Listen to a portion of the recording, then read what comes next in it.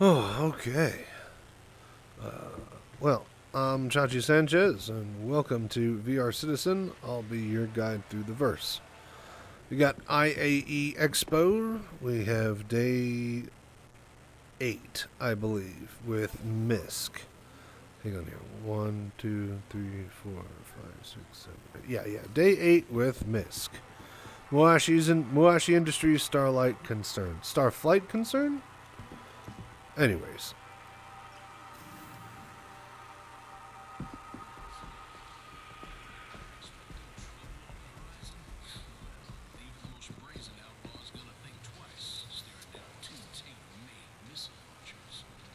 Built for combat. So Misk does the Freelancer, the Prospector. They got quite a lot of just pure industrial role-filled ships. Adaptability, defined as being able to adjust oneself readily to different conditions. An invaluable asset in a constantly changing universe. From the Kourei to the Sen, the Mako, and the Tana. Each model in Misk's Reliant family features advanced Shian designs. And the Reliant can acclimate to a multitude of purposes. So yeah, GN technology combined with Misk's Contention, Starfleet communications, ship design. discovery, and beyond. An interesting ship, but I'm not a fan. Always changing. I don't know, B-Wing ships just never really get me. Misk Reliant. But, you know, not to say that if you like it, that you shouldn't get it. It's definitely a very, very interesting series of ships. Alright, and with that, we got Misk, we got Prospector, we got Hull A, we got Starfarers. We got the Freelancer Misk, the Mess, the Dur, and the Freelancer. We got all the Reliant versions over there, and then the Razor racing ships, as well as the Endeavor, Expanse, Odyssey, and Hull G? Hull C. Okay. I was like, there's no G. Alright, so let's get to it. So, good old faithful, the Misk Prospector for mining. For years, the Prospector has been the universe's preferred mining vessel for solo operations, featuring Misk's sleek design, sensibility, and a bevy of upgraded high-tech mining tools. The 2947 Prospector perfectly balances form and functionality. So, yeah. I mean, what more can you say?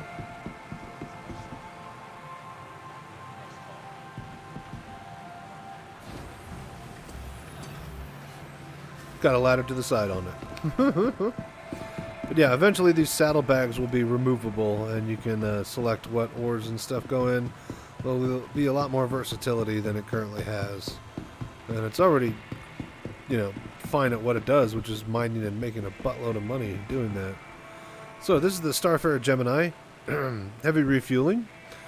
The United Empire of Earth military uses an adapted rough and tumble variant of the Starfarer for their frontline operations, the G2M Gemini, more commonly the Starfarer Gemini, or the Star G. Trades some of the cargo capacity and maneuverability in exchange for reinforced armor, increased shielding, and more powerful engines, stronger versions of the 3-manned turrets. Missiles in the front, as you can see. Definitely doesn't have those in this variant. So yeah, bigger weapons on the side. It's definitely meant to be able to refuel in a pinch. And speaking of refueling, it's very, very fun if you haven't been refueled yet. Try it out sometime if there's some dude making the rounds on your server. Where's the sign?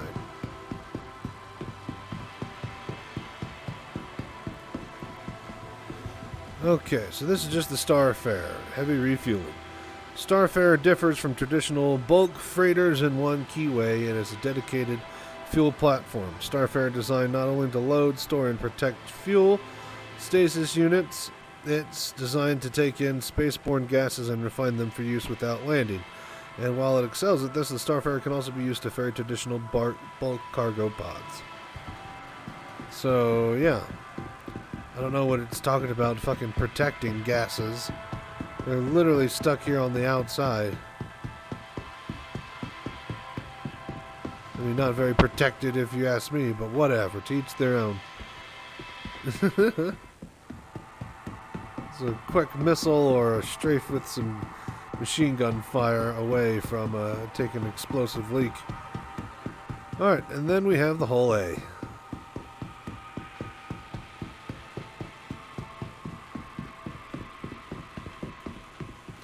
It can hover.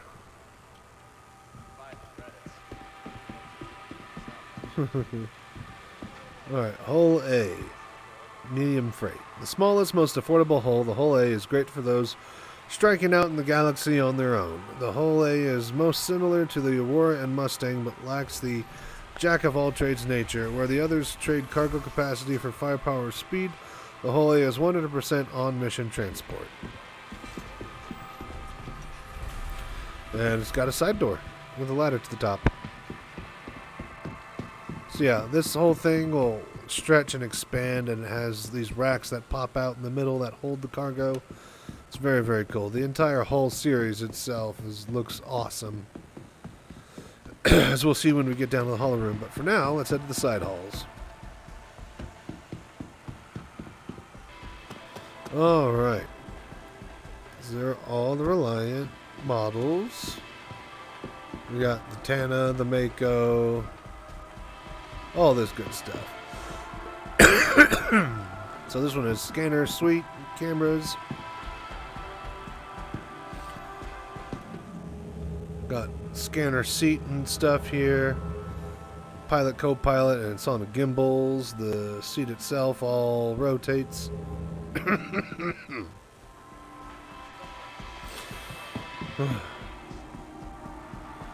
So this is the Mako.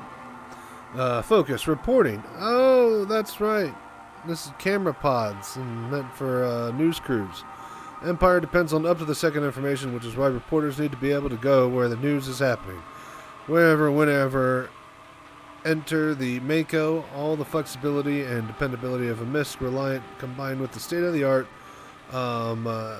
Cernan camera package to capture every moment as it happens with the clarity and accuracy that makes headlines. So I really wonder what the gameplay loop is going to be for this thing, is if they give us control of the cameras and let it actually be able to track and record things in game, or I mean, we'll see. We'll see. Alright, so this is the Tana light fighter. With humanity ever expanding through the universe.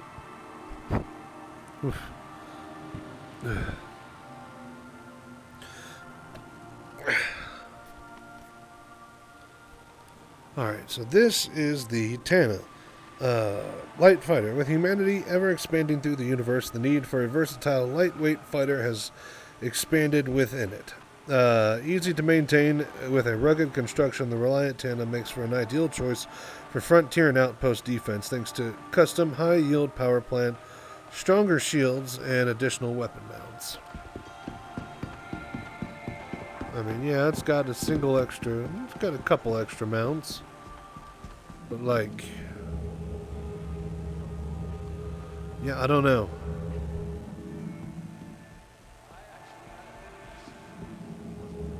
Science modules.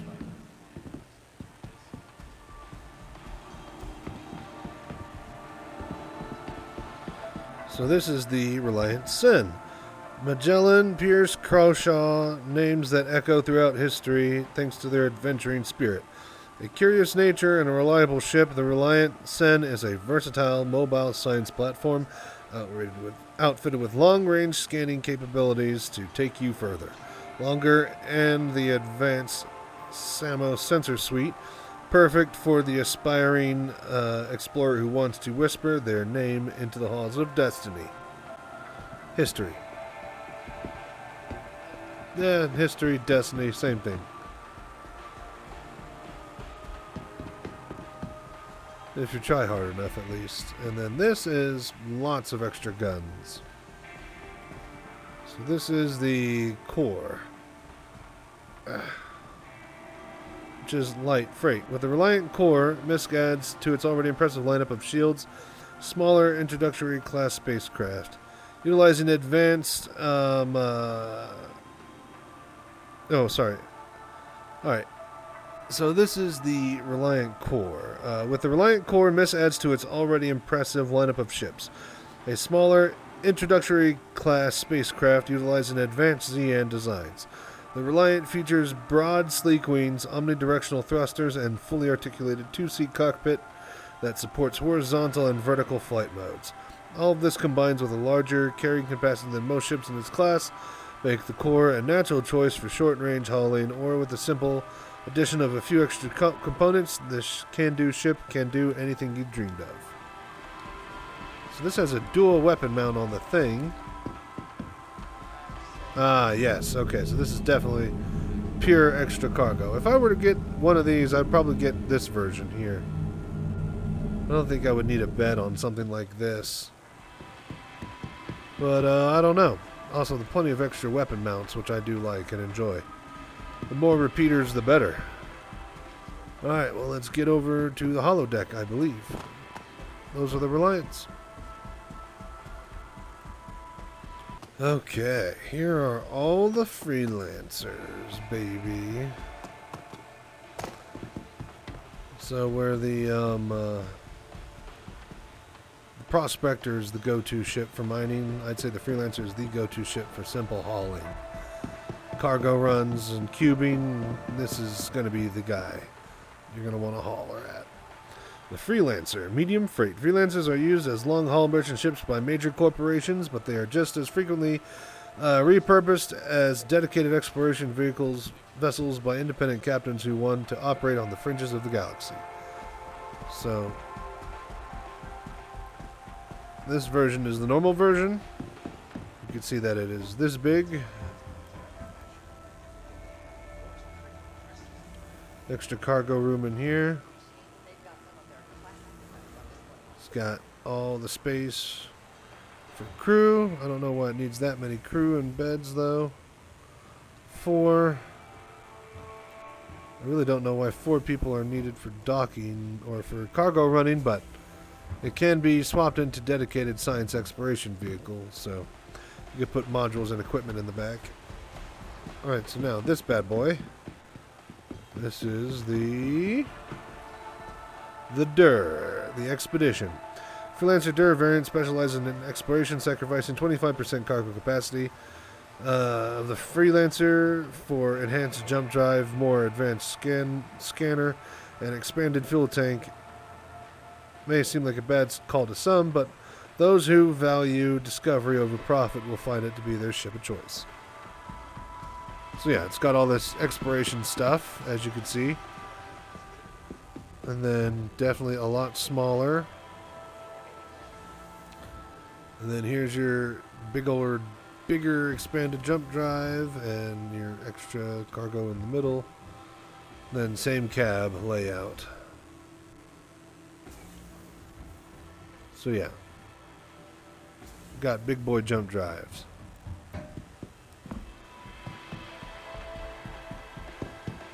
Then I believe this is the max, and by max it is max cargo room. A Freelancer variant with additional cargo capacity at the expense of weapons. The Freelancer max variant sacrifices weaponry for an increased cargo capacity. That's literally this exact same sentence. That's the first one. Making it ideal for equipment or raw materials transport. I don't like to repeat my sentences, but when I do, I repeat my sentences. Anyways, so yeah, less weapons and missiles, lots of extra cargo space. Like, big amounts of super big cargo. It's extra wide, it's extra long, all the freight you need. Then that brings us to the military spec variant. Extra weapons, missile loadout, you know. Freelancer Misk is a limited edition militarized variant of the classic mercantile ship developed by the UAE These were produced in very small quantity due to some early payload incidents. This version sacrifices a majority of the cargo capacity to make way for missiles. And we will show you. So it's not only got some extra missiles on the wings, but I believe... yeah, it's got torpedoes. These are size 5 Stalkers, I believe. And it's got 2 racks of them. This is the same single rack. One of those racks is basically the same rack that they throw in the Harbinger to give you those size 5 Stalker torpedoes in that ship. And yeah, those are the Freelancers, folks. Let's head down to the Hollow Room. Oh, look, there's the fuel arm. How funny. Yeah, I guess this would be the first Expo year where the fuel pump is engageable and usable. Alright, so these are the M50s. These bad boys are awesome. Quick little racers. No, sorry, the Razors. Not M50s, those were the other manufacturer. Anyways, Razor X. Stealth, outfitted with signature reducing materials. The Razor X was a specialty build for the UAE advocacy for use in surveillance and extraction operations. Although the X was ultimately rejected for widespread use, MISC released a variation of the model for the public who were looking to keep a lower profile. It looks very cool with the all-black stealthy design. This is the normal racing variant with the Microtech and bearing livery. Then you got this sweet blue one. So this guy is luxury. Razor gets supercharged.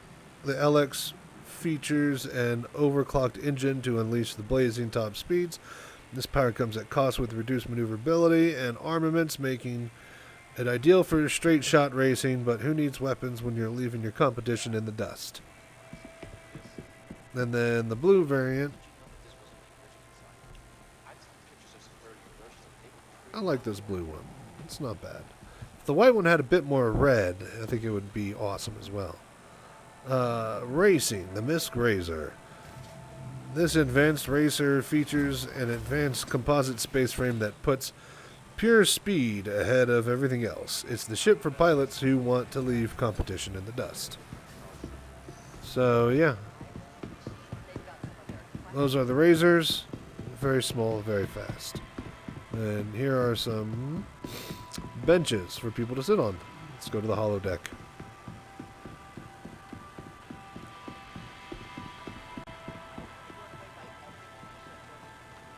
Okay. So this is what I was talking about with the whole series being able to fold out and have its arms with all the cargo and stuff.